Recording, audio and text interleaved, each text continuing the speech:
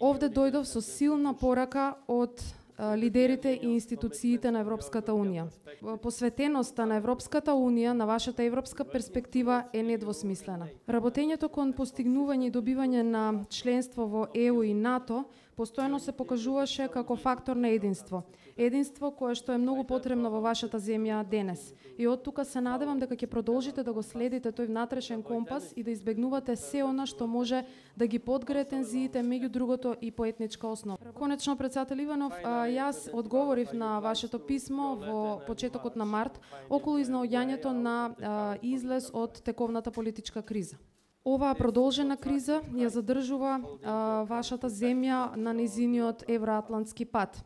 На вас останува да најдете решение кое што ќе биде засновано на демократските начела, пристојност и здрав разум. Само таквото решение може да биде одржливо. Кога ќе го пронајдете, можете да сметате на нашата поддршка.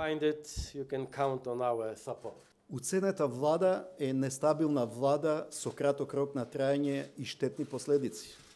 Ќе потсетам дека Европската Унија е гарант на само два договори: Охридскиот рамковен договор и договорот од 2015 година. Од тука императив на партиските лидери треба да биде спроведување на ургентните реформски приоритети. Прва точка на дневниот ред на партиите и пратениците треба да бидат европските реформи, а не спроведување на постизборна платформа креирана во туѓи држави. Платформата со која се загрозува независноста на државата, се условува постигнувањето на парламентарното мнозинство, се уценува составот на новата влада.